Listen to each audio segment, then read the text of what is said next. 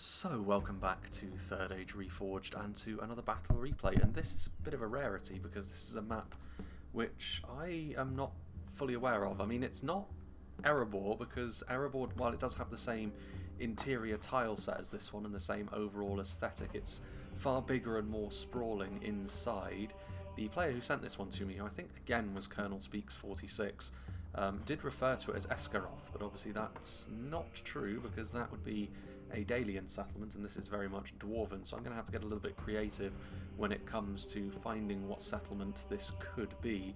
Obviously very much the Erebor influence is here, but yeah, we have shown Erebor off in the channel before and it is a far bigger map on its interior than this one is, which is saying something because this one still has a fair amount of space inside, but maybe it is a little bit more appropriate for a 2v2, which is what this is, so a slightly smaller siege in an ironic way really, considering the kind of map that this is. But yes, Dwarven maps, regardless of their scale, really often tend to be the same sort of thing, with a reasonably solid outer defence and then a very choke point heavy interior defence as well. And today, certainly not lore friendly, although I suppose we could say that the dwarves have very much joined the forces of evil here, because they're going to be fighting alongside their most hated of enemies in the orcs of the Misty Mountains here. So the dwarves of Erebor and the goblins are forming up together, and they will be facing off against two attacking armies, which we'll go through right now. The first of which being Dorwinion, played by King Lazai.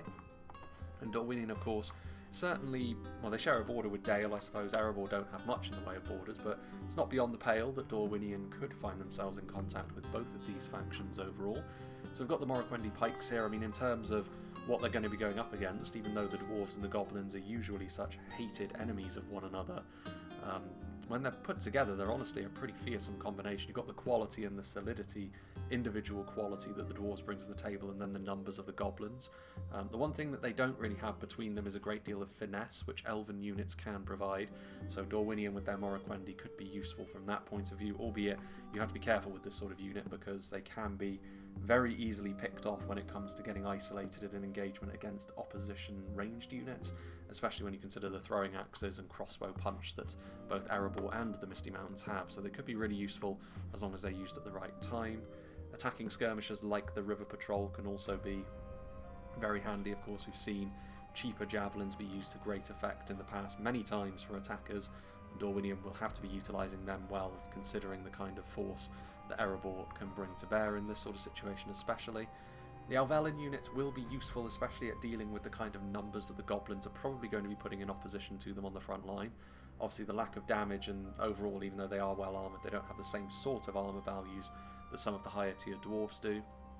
So they can be a functional front line even against Erebor, but they will need to rely on other units to do damage against the dwarves, whereas against the goblins they should be fine in that regard up close as well.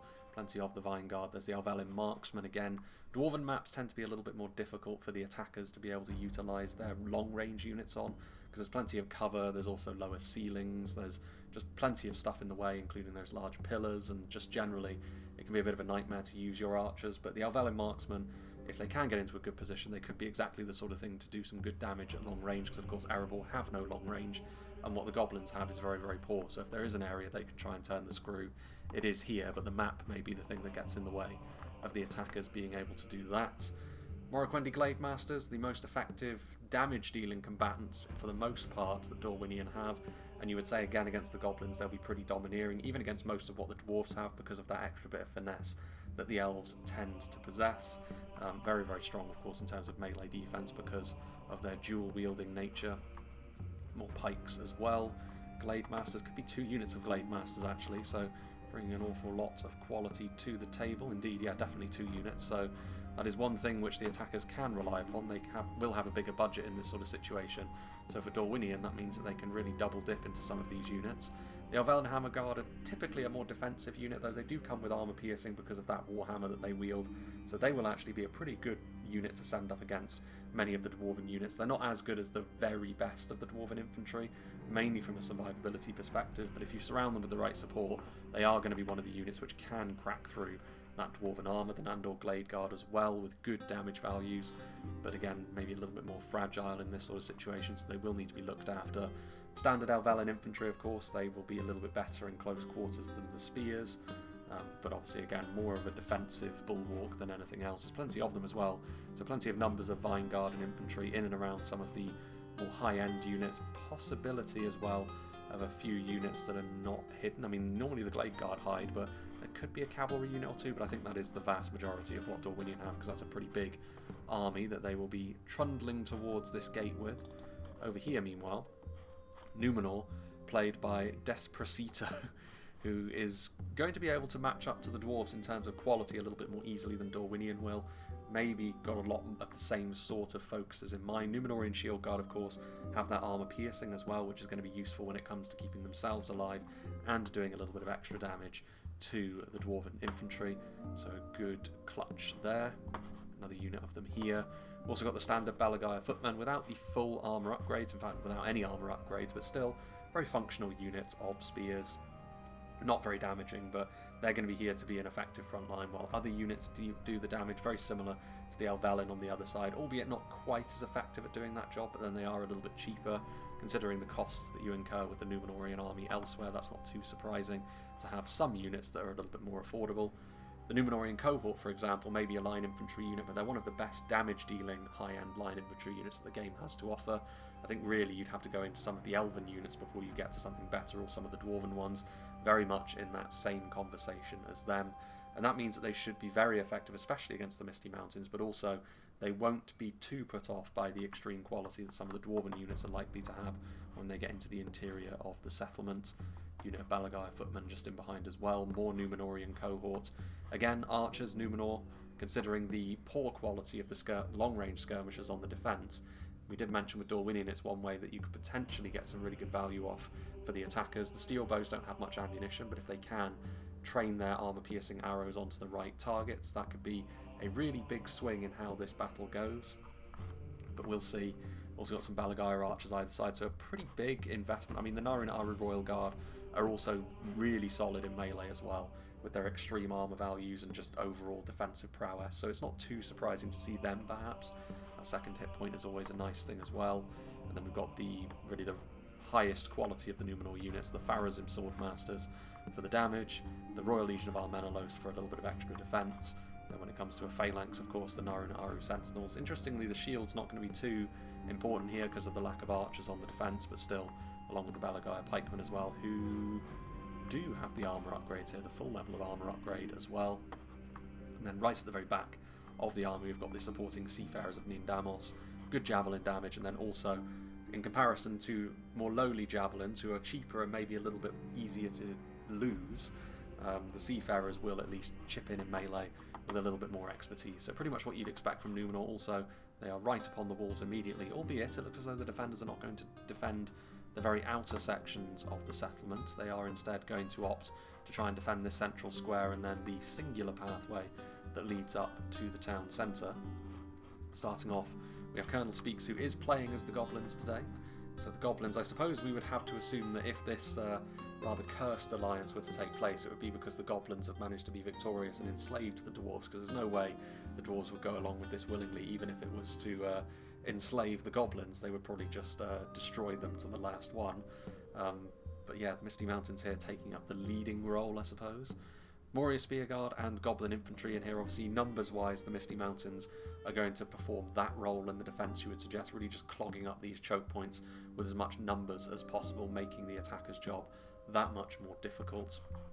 We've also got the Troll Drummers, which are going to be able to keep more of these goblins pointing in the right direction than they might otherwise see.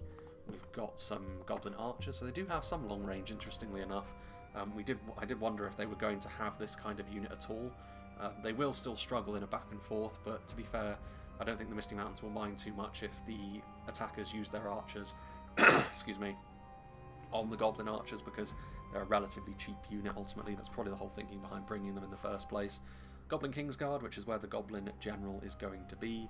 Obviously, again, really good fundamentals kind of bodyguard unit this, especially when you put them at the middle of the Goblin force. Heavy Goblin Crossbows, I mean, I'm sure that we'll see a little bit more of this when it comes to Erebor, but the close range projectiles, the sort of mid to close range projectiles that the crossbows and the throwing projectiles really offer the defenders here, I think is going to be where they win or lose this. Heavy Goblin Crossbows count themselves among that. Very, very solid, of course, in terms of the damage they can dish out. Sagibine is going to be playing as Erebor, very strong unit of pikemen this, the Ironfoot pikes. In terms of the basic pikes in the game, they might be all around the most efficient, just because that shield really does offer them a great deal of utility, and they have that dwarven armour, and the infantry that gets put around them typically is the ideal foil for them as well, so that will be an important part of the defence, considering the Misty Mountains only have halberds. Ironfoot warriors with the upgrades as well. I mean, considering it is a 2v2, you're going to have less money to spend if you're the defenders in this situation, so relying upon your basic units is going to be more likely. But fortunately, as the dwarves, you've got very good basic units, especially when you upgrade the armour on the Ironfoot warriors. They're going to be superior to much of the basic units that are up against them, although maybe not so much when it comes to Numenor, but still, decent force when it comes to their utility. More Ironfoot crossbow, well, I say more, the first unit of Ironfoot crossbows, so the dwarven equivalent to the goblin ones we've already seen. Better unit all round, of course, because of their armour and because they are going to be a little bit more solid if they have to get committed to melee late on, which is likely, considering the way these battles often go. A couple of units of Sons of Durin. I mean, armour piercing is going to be important. The Elvelyn units for Dorwinion, pretty much the entirety of the Numenor roster as well. You're going to need some pretty hefty armour piercing to be efficient against them, but fortunately, that is where Erebor can come into their own with a unit like the Sons of Durin. We've got Ironfoot pikes in behind here as well, a couple of units of them. The trolls, which when it comes to just mucking in melee, the Misty Mountains trolls tend to be the weakest. In many ways, actually, the cave trolls with their numbers and their tight formation, they tend to be better on the attack, but here they will still offer you a really good damage spike against the right sort of unit. Of course, both attacking armies have got high-end pikes that can be targeted by trolls a little bit more easily, so we'll see what happens there. Erebor Legionaries, the high-end unit of line infantry, pretty much the equivalent to the Numenorian cohort that we've already seen, again with more of a dwarven aspect to them than a Numenorian one. So you have really good units to have on your front line as the centre. The axe throwers, which are going to be very, very key, I think, because the damage they can deal is going to be significant if they get put into the right position, just because of the base damage of throwing axes being so high. Blacklock Engineers, very strong unit of specialty crossbows also. Second unit of the Goblin crossbows, more axe throwers. Snow Trolls are going to be a little bit better in sustained melee, so that is something that the Misty Mountains can fall back on as well. They're going to be a little bit more effective, a little bit more akin to their more heavily armoured kin from other factions. Snaga Skirmishers, so cheap javelins again, more of those close range support units, which are going to be so important in this battle for both sides, but for the defenders especially, I think. Whiterroot Fearmongers to really help shore up that defence as well, really damaging armour-piercing polearms, the sort of thing which even Numenor will be worried about if they can't get their support into place. Warrior Spearguard and Goblin Infantry. And then finally, as we head up towards the town centre, we've got Mountain Orc Berserkers and Blackback Mountain Berserkers, as well as the Dragon Slayers of Ered Mithrin, so a huge amount of multiple HP armour-piercing units here, and that could be the final force that they send sallying out to try and crush the opposition. And then, of course, the town centre just in behind that. If I had to place bets, I like the look of the composition of the defenders here. The attackers, I think, are going to have their work cut out for them. They're going to need to deploy their quality at the right time if they want to be victorious here, and they're going to need to try, if it's possible on a map like this, to circumvent the problems that the throwing axes and crossbows in particular do represent. There's a number of ways you can make your way through, especially considering they're not defending the outer walls, so it could be an interesting one. Decisions are going to be key. But yes, there's going to be a bit of a cut here. It's not the longest siege battle in the first place. It's tower in the middle as well. I wonder, I think you should be able to go in here. I don't know though. It's going to be an interesting one, this. Again, it's weird that I've never even seen this map. I don't even know what this one is called in the files, to be honest with you. They didn't have to download a map file to see it, so it must have existed for quite some time. But yeah, I'll have to do some digging actually before I publish this one, I think. But yeah, as I was saying before I started rambling, we'll see how it goes. They're going to be surrendering the opening grounds. That could give the long-range archers a chance. But yeah, there's going to be a bit of a cut because Dorwinion need to get into place, and Numenor will set themselves up as well, and they'll be able to stack up relatively unopposed, I think, because of the way that the defenders want to set up. But yes, I'll make a cut, and we'll rejoin when this cursed alliance is being tested.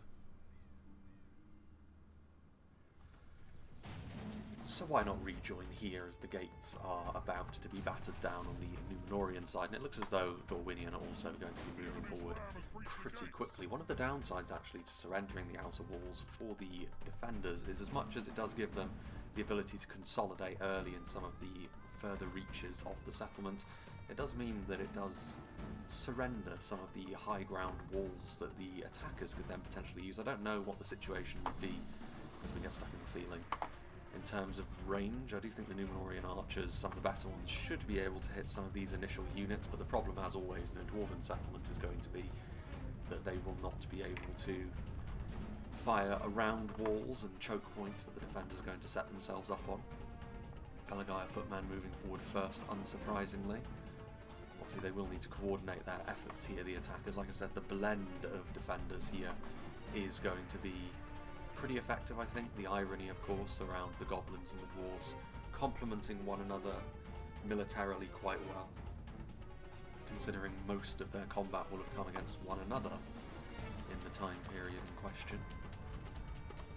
The troll drummers will be an important aspect of some of these more basic units as well, because as much as a lot of the Misty Mountains mainline force does have a little bit of armour piercing to it, they really will struggle against the Numenorian quality. In particular, the Numenorian swordsmen will rip their way through most of what the goblins have, and they will be pretty dependent on those numbers.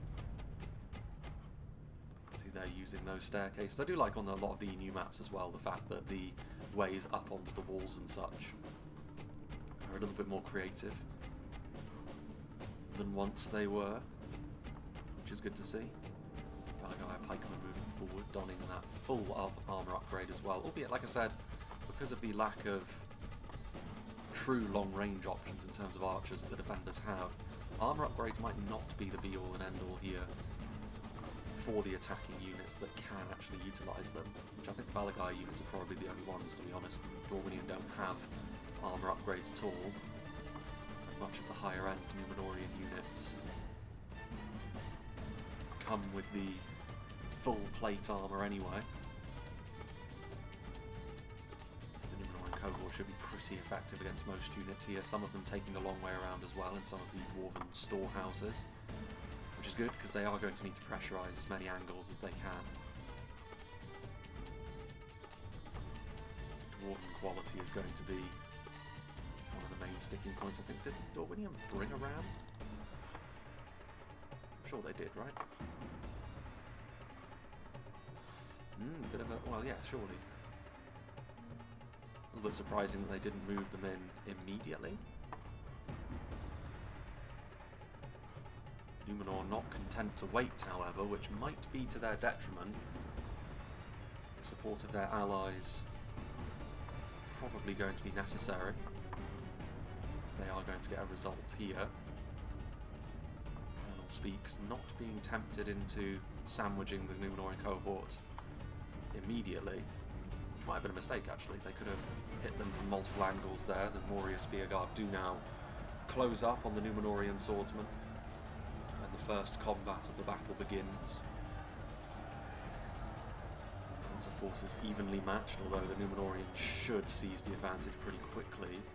Speaking of which, the Numenorians should probably pick up the pace over here as well, because there is a bit of an opportunity to get some pretty efficient engagements going. One unit of Numenorian cohort is also not going to be enough in the grand scheme of things. Against one Moria Spearguard it would be, of course, but against several, with some halberdiers thrown in for good measure,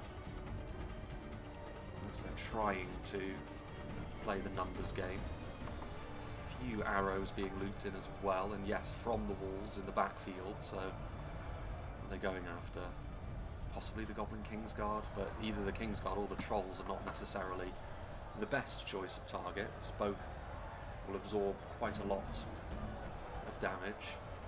Balagai pikemen now moving forward in support, who of course can outrange the Moria halberds. So a good choice if they do decide to close up a little bit more on the mainline engagements. Snaga skirmishers also there.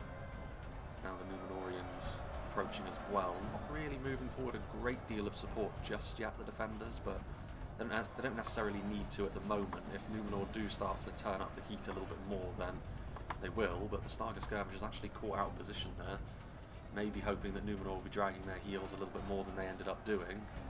The Snaga skirmishers do get engaged in melee, and of course they will not enjoy going up against the Numenorian cohort whatsoever. There's also the Pharazim Swordmasters in there with some seafarers in support, so this is now a pretty serious little push from Numenor. In response, we're seeing a bit of Dwarven support come forward. Sons of Durin, certainly better option against the Numenorians. A few more arrows being looped in.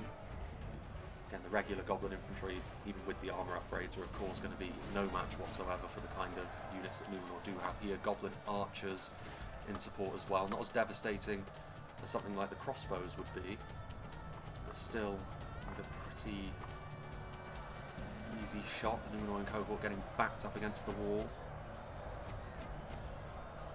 It's going to be a pretty vicious fight for them. Meanwhile, Dorwinion now arriving on scene. Are they going to take both avenues of attack as well? Initial defenders for them being dwarves, in fact. We'll just go down to half speed while things are really getting underway here. Belagai footmen thinking about moving forward there.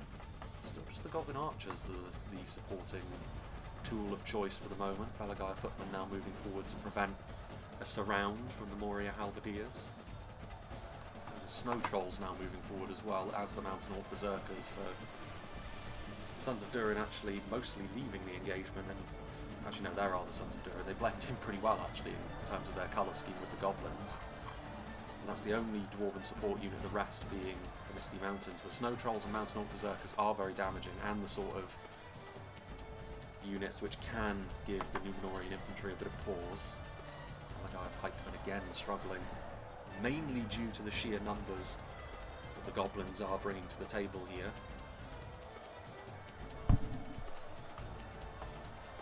Those Numenorian cohorts again really sandwiched against the wall now.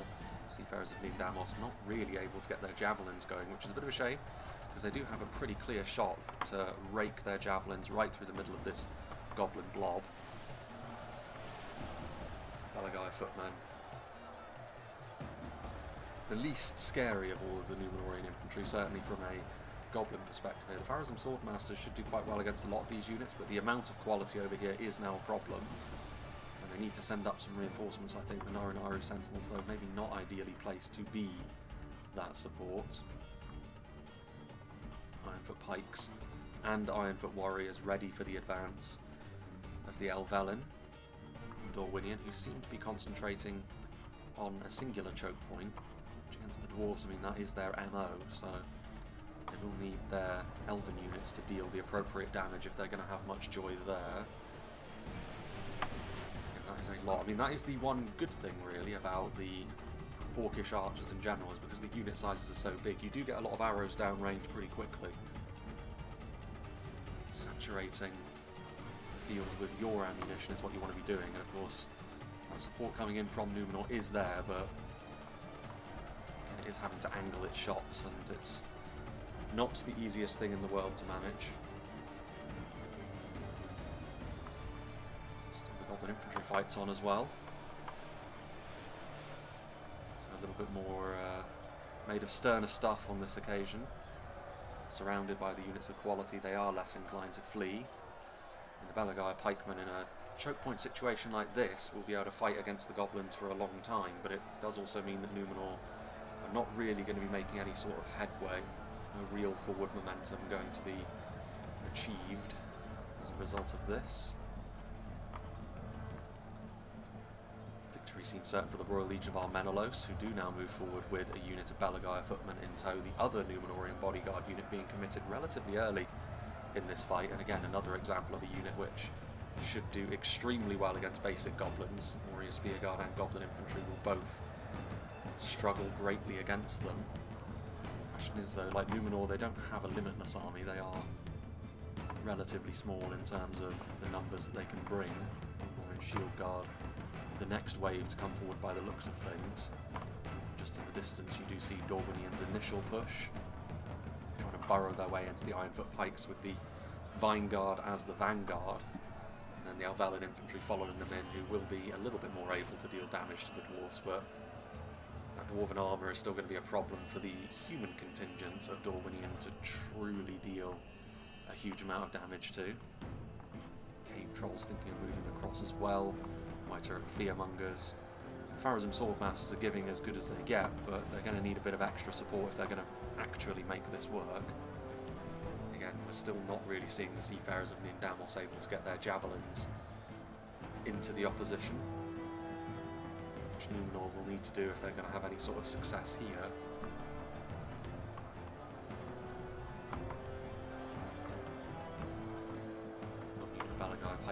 reasonably comfortable. White Fearmongers on the way across, and they will prove to be a far stiffer challenge for the Royal Legion. And the Cave Trolls as well, who will deal damage also, so a bit of extra support is probably going to be necessary. Steel Bows trying to get a little bit closer. Again, I mean, it's very often that the defenders are going to have the positioning to be able to use their support a little bit more easily, but Numenor do need to get that aspect of their army rolling sooner rather than later. I mean, fair play to the Elvelyn, actually. They have managed to push back the Dwarven defenders, which is not the easiest of tasks, but unit of Erebor legionaries being committed forwards means that Dorwinion are going to need some extra quality, otherwise this attack is liable to fall apart a bit.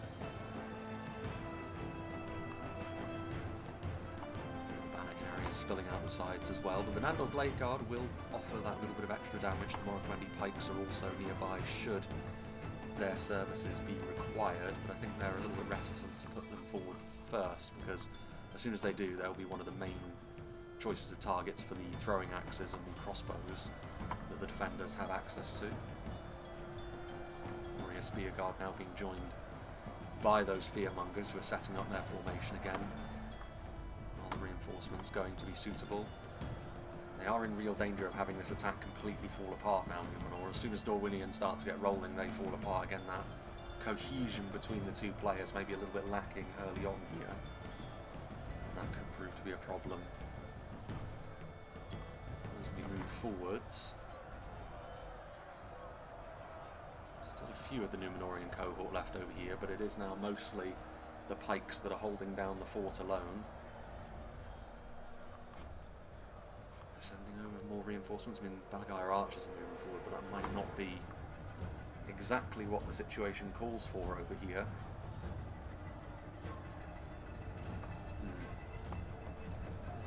The Cave Trolls being made of slightly squishier stuff than the Snow Trolls are, but the damage they deal is still not to be sniffed at. Up to 1 speed now, but Numenor are in danger of not committing their reinforcements quickly enough. Meanwhile, the elves have made their way to the front line now for Dorwinion. Shuffling around in the back. I mean, Iron for axe throwers. I mean, all of the elven units are going to be pretty vulnerable to those axe throwers that Erebor have access to, but without them on the front line, you're not really going to be doing sufficient damage to the bulky Dwarven infantry either, so it is a bit of a catch-22, but that's, well, often as the attackers, you don't really have too much of a choice other than to march into pretty sticky situations. And for crossbows in place as well, trying to loop a few of their shots now that you can see the Morroquendi Pikes are joining the fray. More elves are appearing. I mean, the ground that the Elvelyn made, they have been stopped in their tracks now, and they've taken some pretty serious casualties to boot.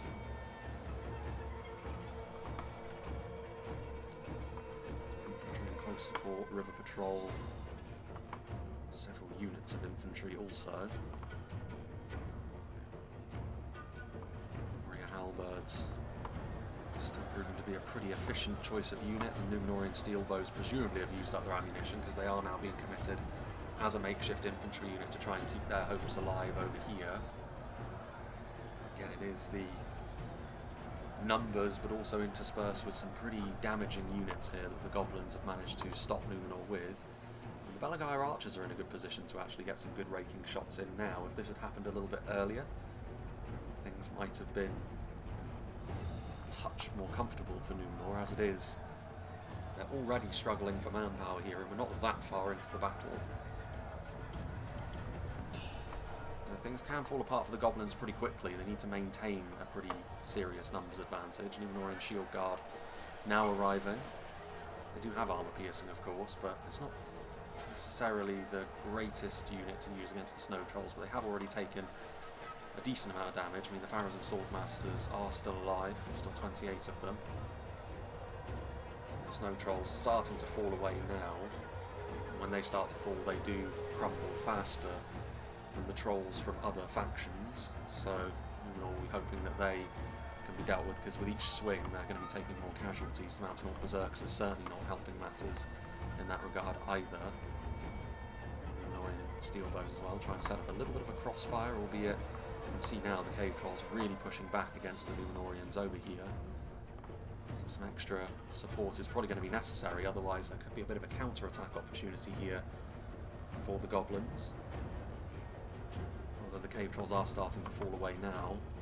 There's not many of the Royal Legion left there. Meanwhile, Erebor have completely recovered their initial defensive position in the face of that initial mass push from Dorwinion.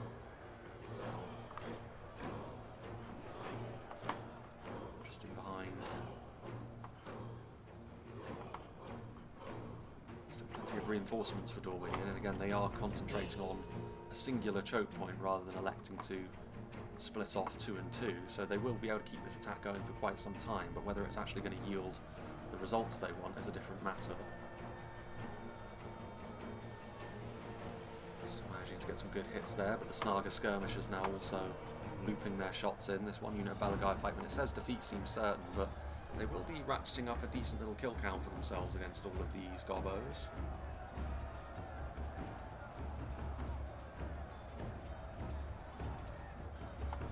See how it goes for them. Heavy goblin crossbows still doing their thing. The cave trolls now pulling back actually. Maybe trying to save a little bit something in reserve for later. But this does mean that the Numenorians can close up on the enemy once more, albeit the White Uruk fearmongers are right there to welcome them. Great for them. Well, you can see how far Dorwinion did get and looping those throwing axes in, but still a decent amount of hits there. And each one of those hits that hits one of the Moraquendi is going to be pretty likely to result in a kill.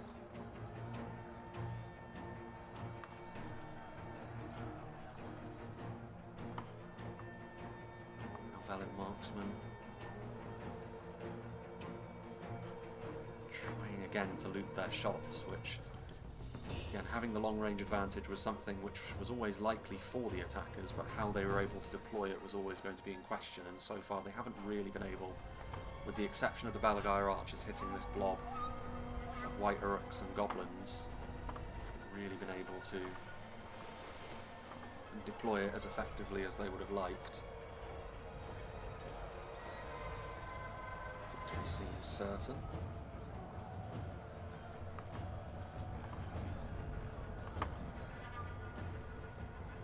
Cave trolls also over here now. They've once again they are once again on the verge of shutting down this wing of the Numenorian attack.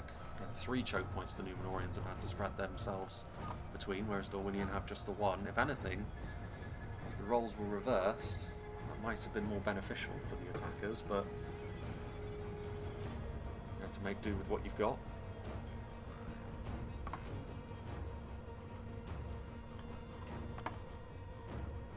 Seafarers, point blank, I mean, does result in the kill on a troll.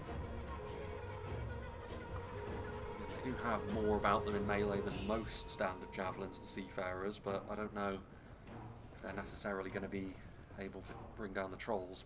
Standing and shooting probably their best bet actually, as another one does fall as a result of that. Balagai archers pulling back a little bit more, and Aru Sentinels also, but in Numenor these are the last units that they can commit. Aru Royal Guard, another of their multiple HP offerings, but they really have the numbers now to hang tough in this fight. Victory a distinct possibility. Loop shots, heavy goblin crossbows.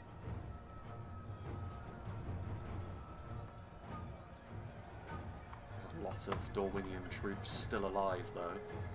They're actually being marched backwards, bit by Erebor.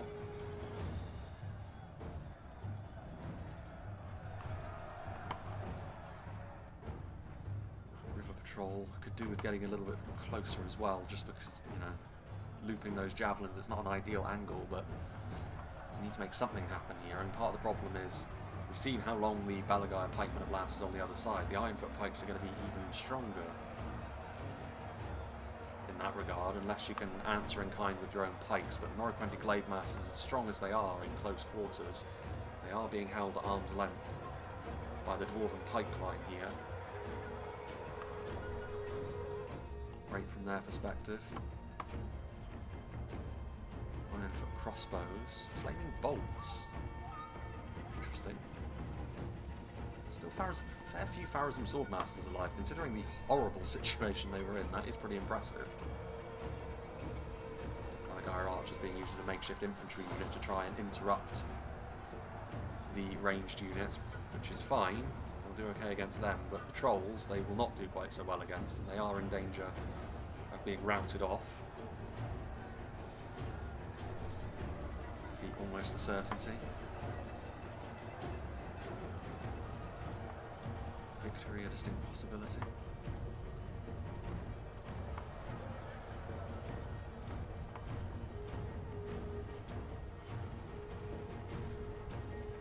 Numenorian steel bows.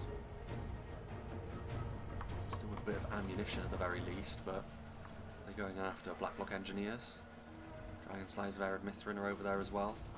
I mean, back and forth. Pretty heavy duty projectiles, but you would back the Blackblocks in a fight like that. Also, it may be a bit of a moot point as a clump of halberdiers bears down upon them.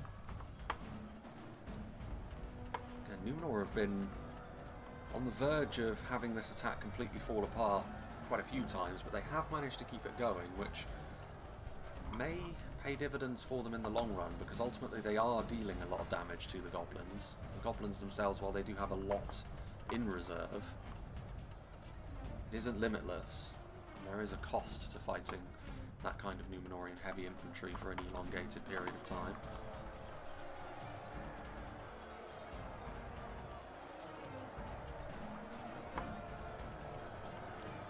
Blade Masters, if they can just try and disrupt this Dwarven formation a little bit, those elves will be very, very strong, but they're being pulled off the front line, I think, because they realise not really having the kind of impact that they would have liked. There's a lot of Elval in here. Orquendi Pikes as well. Another unit of them. The Hammer Guard. Still the Elvalan Marksmen. I mean, they have been looping their shots for quite some time. I don't know how many kills they've necessarily got, but it's better than hanging around and waiting for the battle to get away from you without at least attempting to do some extra damage to the enemy. Still the White Oak Fearmongers are up and about, but they have taken a bit of damage. Numenorian steel bows in behind the shield guard. That attack completely falling apart, but this one's still going. The Narinaru Sentinel is still up. 18 Pharazim Swordmasters. The Snaga just adding extra numbers to the front line, as is the Misty Mountains way.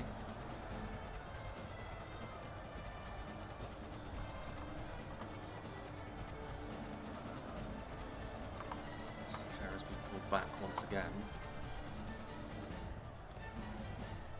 Still been going after, I think, the Ironfoot crossbows, but again, like I said, it's better than doing absolutely nothing, but it's definitely not going to be a decisive action. Steel bows thinking about moving forward again, but they're going to be interrupted by an over 200 strong unit of halberdiers pretty quickly anyway.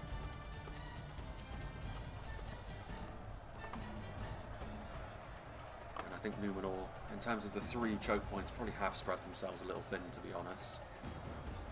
And that has been to the Misty Mountains' benefit. And poking out, going after the Dragon Slayer's trackers. Killing one of them as well. Those steel bows. Snow Troll's still up. I think the Cave Trolls are still alive though. The Drummers are, but the regular version of them, I think, has perished. Well, the Dwarves pulling themselves back, or at least pulling some of their units back. And they're on this small incline now, which is again a little bit of a help. It will tire the Dorwinion combatants out just that little bit more quickly. These are the factors that can add up. This did pay dividends for Dorwinion before, when the Dwarves were slightly undermanned on the front line though, and mass pushing with all of these Elvalan worked before to an extent. They weren't able to really back it up though, and that is part of the problem. Axe throwers being siphoned off. There's only one unit of pikes and one Sons of Durin, which are in a position to try and stop them.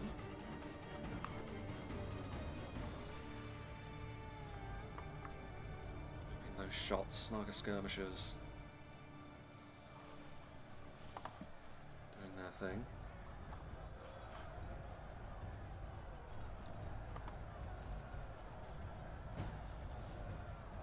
Royal Guard have been committed to melee now. Very tanky unit, but not necessarily the most damaging. Moria Halberdiers just here to try and contain any sort of Numenorian efforts to seize some map control. A little bit of chaos sowed in here could be to Dorwinion's benefit after all. A few more flaming projectiles, Seafarers of Damos. We're still kind of struggling to use their javelins to their fullest. And with the Naru Naru Sentinels here, the trolls would normally be the thing that would be good at disrupting them, but there's only one snow troll that remains, and probably not for too much longer. So the Numenorian pikes will be just the thing for keeping the berserkers at arm's length, but Erebor going to be responding in kind with their own pikes to at least give the Numenorian ones something to think about.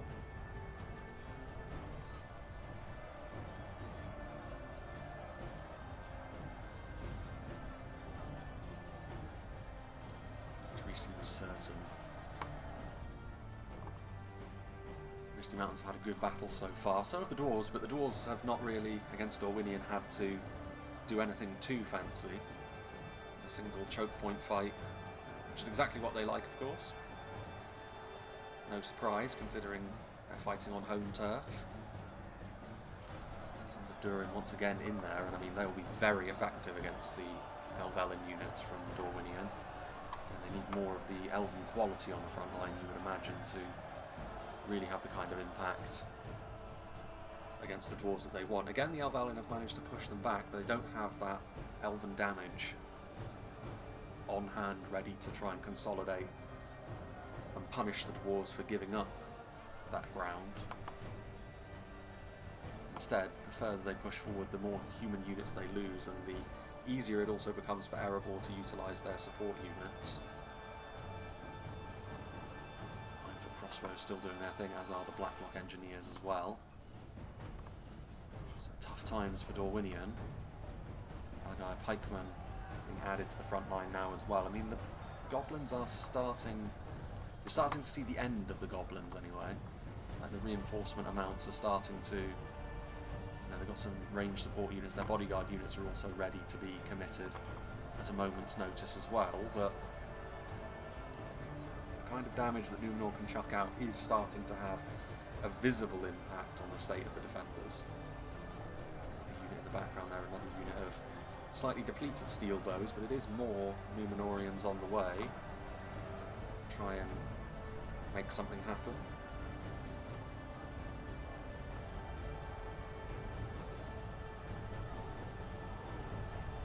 The Pharazim Swordmasters have been recommitted as well, with our Pharazon himself, putting himself in direct confrontation with some halberds, so we'll see. He's already bloodied up, and unsurprising considering the kind of fights he's been in up to now, along with the Naru Naru Royal Guard as well, but Misty Mountains responding with the Blackback Mountain Berserkers.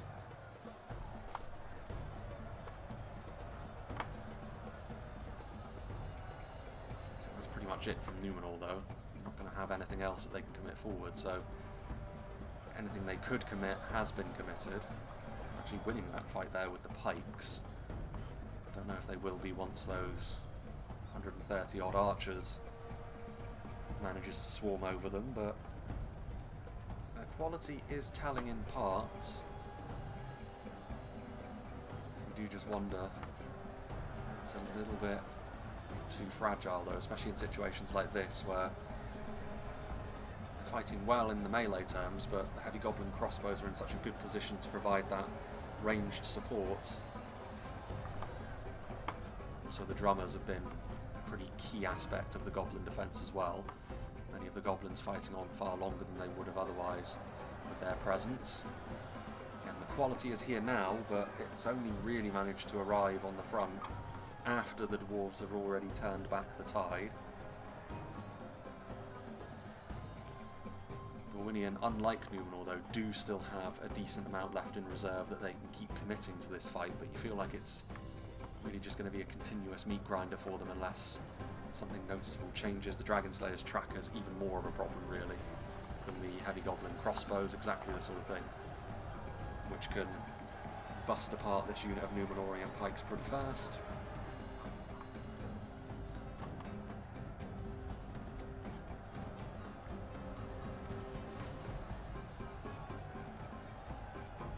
And our Royal Guard also again just a case of sheer numbers that Numenor are on the receiving end of here.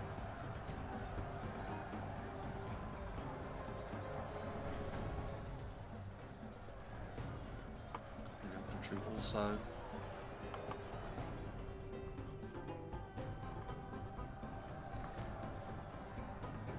The other unit of White Uruk Fearmongers being sent over to help out against Dorwinion. I think the Goblins kind of know that Numenor don't have the numbers to be able to sustain any sort of concrete threat for too much longer, so the focus will become more and more the men and elves in purple. We do have the Elvalin Hammerguard on the front line now though. We had to crack through that Dwarven plate nicely. There's just not really enough of them, I don't think. Kingsguard have always been available, ready to move into the fight. They have been involved as well, they've been bloodied up, but preserving the life of the general for the Goblins was always going to be something of a priority for them. I guess those steel bows are technically some reinforcements that Numenor could use, but it's not going to be the difference maker here. I'd be very surprised if the defenders didn't go on to win from here.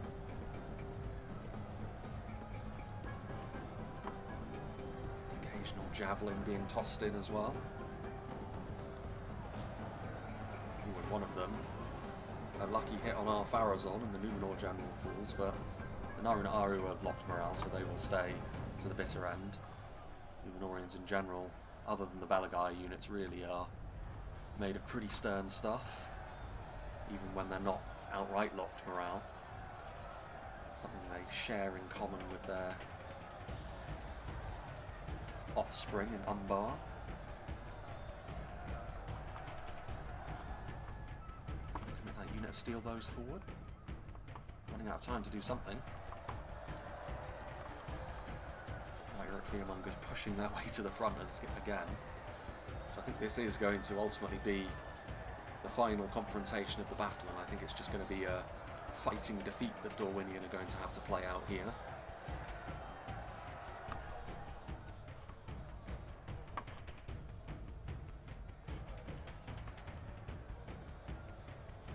Defeat is a distinct possibility.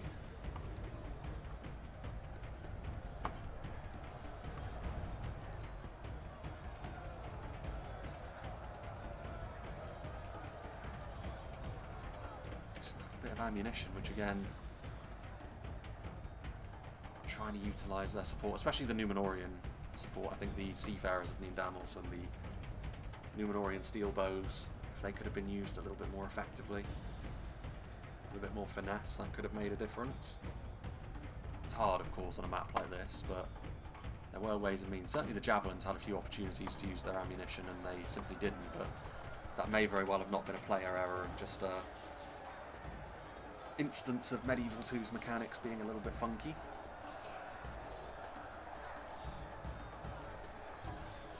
Continuing to force back the forces of Dorwinion. The Hammerguard and the Glade Masters are on the front line, so this will be a costly move from the defenders, but it's a cost they can pretty easily absorb at this point, I think, especially seeing as once you're beyond them, you're starting to get into, again, just regular units and stuff like River Patrol, which is really not going to be all that impressive, although there is another unit of Blade Masters.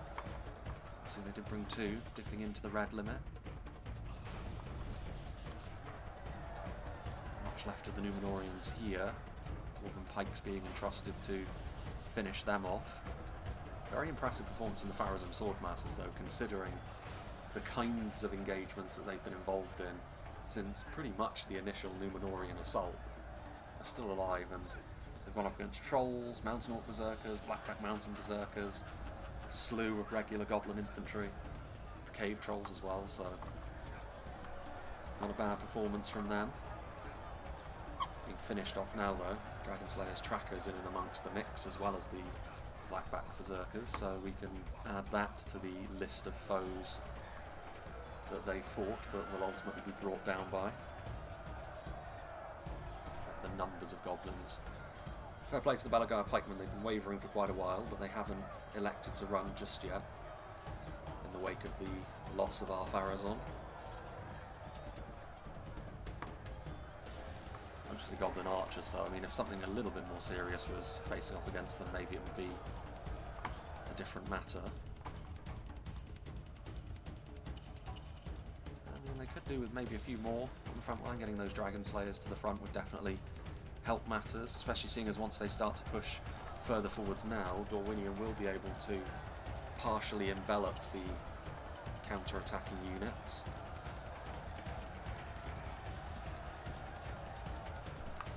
You see. Unit of the River Patrol.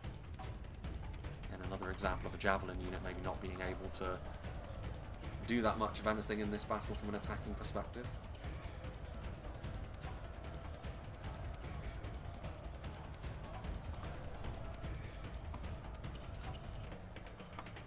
Berserkers also deployed at a key moment, just to really take all hope away from Numenor, really. It's going to be the Pharazon Swordmasters that are the only ones left. Two of them, actually one of them facing off against Gimli himself, the Erebor general.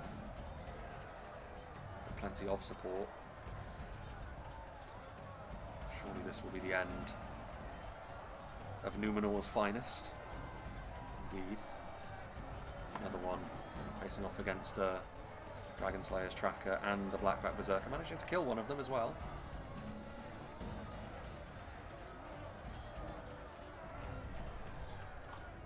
Then pikes to a few shots coming in from the steel bows, which is interesting considering they're relatively low ammunition overall.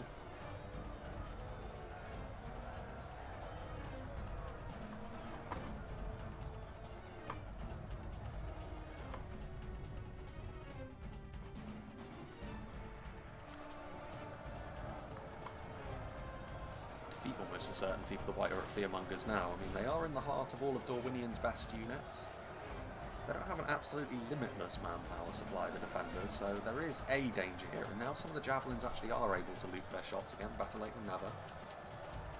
Trying to keep it as competitive as they can, but Heavy Goblin Crossbows actually using the secondary path that Dorwinion could have taken. Firing into that Dorwinion blob. River Patrol need to get in here and stop this from happening very, very quickly, because that's the kind of casualties which is going to bring about a pretty rapid end to this fight if they allow it to continue. Kingsguard's still up and about. Blackback Mountain Berserkers now moving over here, finishing off the remnants of the Numenorian army.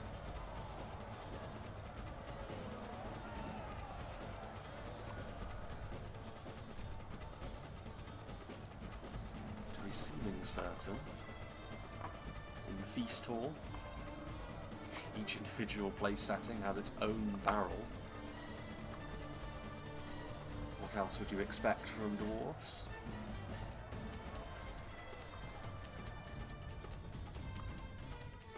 Over here goes a general. Surely that was the Dorwinion general. The unit model we saw fall there was one of the Glade Masters, but in and amongst all of the high tier units, and we know that Gimli's on the other side of the battle, as well as the Goblin General, so we march towards a certain sense of inevitability here.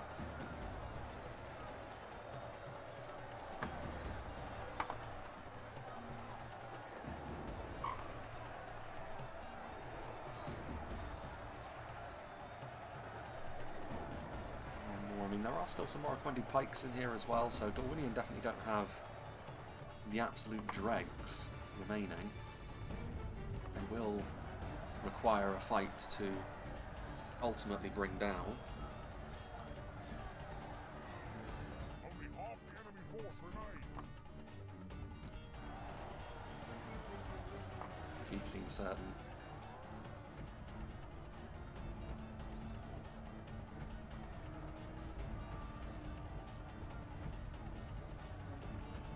There we go. Routing. They've got good morale, but not the locked morale of the Narun Aru, who will fight on to the bitter end. 5 of them remain. The last of the Numenorian presence on the battlefield, but they will ultimately be swallowed up by these units, and the Troll Drummers can certainly help with that, even though they're not really designed for combat. So it is going to be this fight over here, which will be the last one, and yeah, Dorwinion aren't going to have enough to turn this fight around all on their lonesome. They can make it painful for the defenders, but the defenders have simply got too much left in the tank for them to be overturned from here, I would suggest.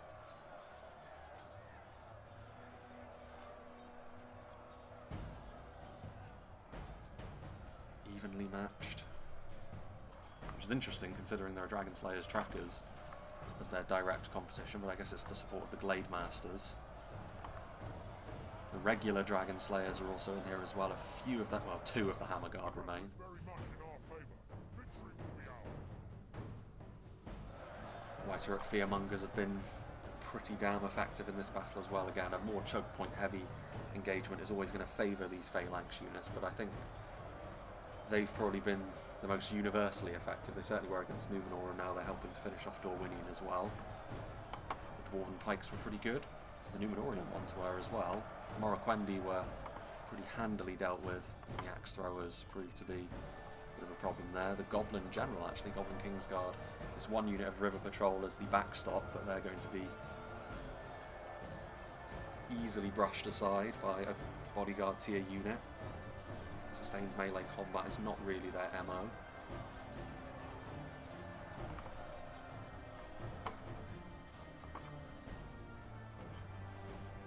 Support coming in as well, and also that has been another key to this battle as well. As much as it often is the case, especially on a map which is more constricting like this, the defenders have made better use of their ranged support, which is often a bit of a necessity for them to go on to win, but the gulf between the performances of the ranged units from the attackers and the defenders has been pretty wide. We did point out how deadly a lot of the projectiles from the defenders could be, Erebors especially. There are the Axe Throwers being committed into melee now. That's their reward. They get to try and face down the Glade Masters in the closing stages of the fight.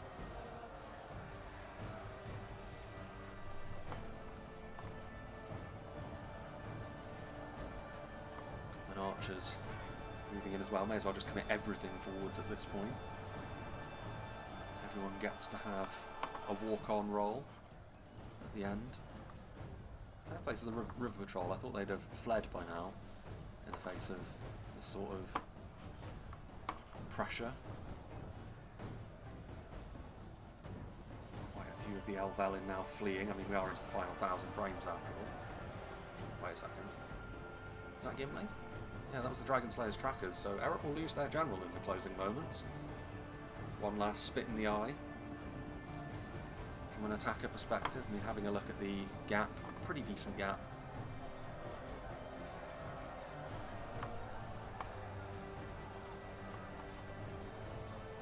Again, this is one of those situations where, because the Goblins were on the defenders probably had more in terms of sheer manpower, even if quite a few of it was basic Goblins and not necessarily the strongest of units.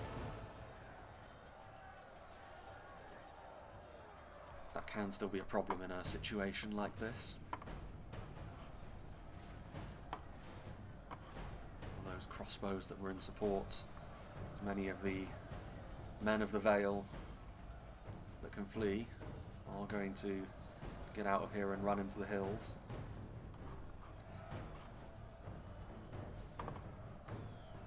Morroquendi Glade Master,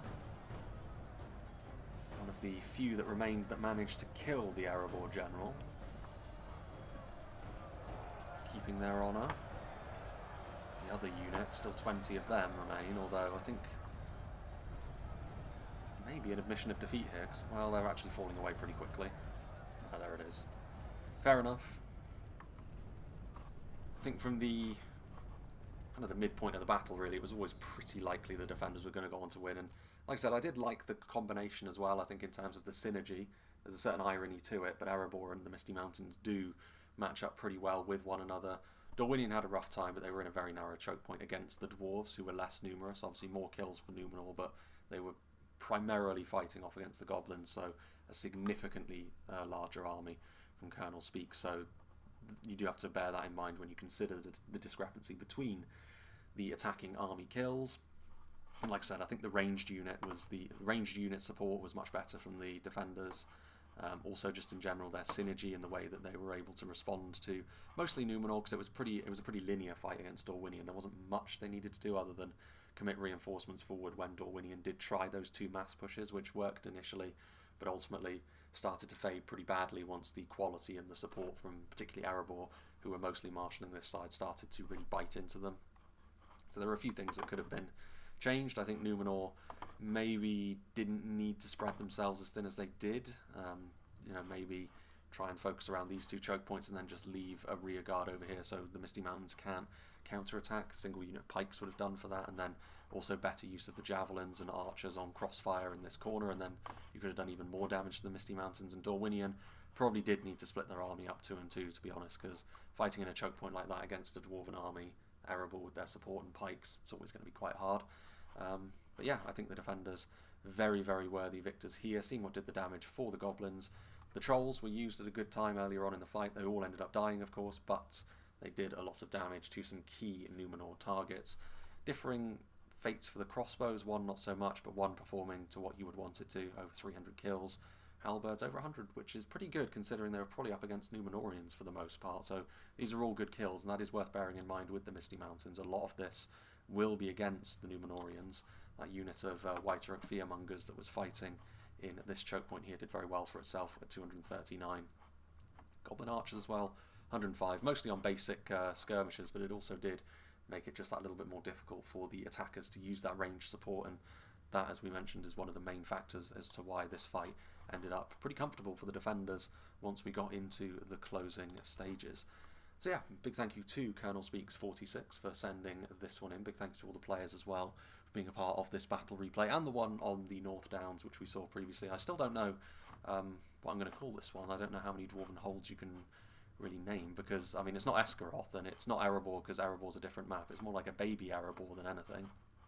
This tower in the middle is pretty interesting. I'm sure I can find something in the Iron Hills and all the Grey Mountains or something that would be suitable for this, even if it wasn't a lore-friendly battle. It's the only time I've seen this map, and it's one of those that's probably buried in the game files as well, because it's, you know, you just don't really see it.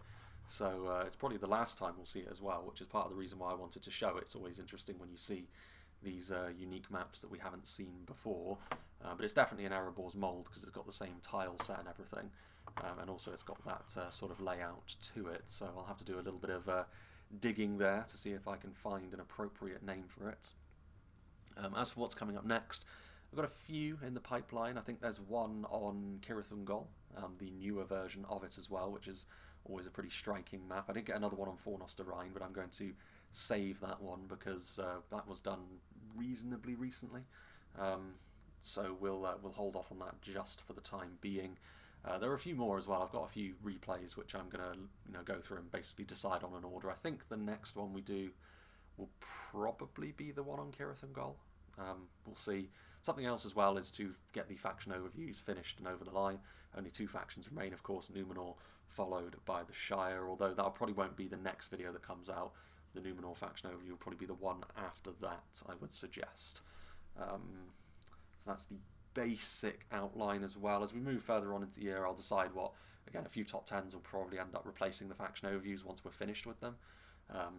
But we'll see. It's one of those things which is, I'm trying to be a little bit more fluid with the channel this year, because trying to make long-term plans, as I've learnt over the course of the past year and a half regarding it, is pretty fruitless endeavour, considering how busy and how difficult things generally are at the moment.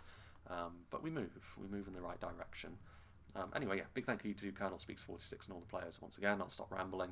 I hope you enjoyed this, and I hope you'll join me for whatever is next.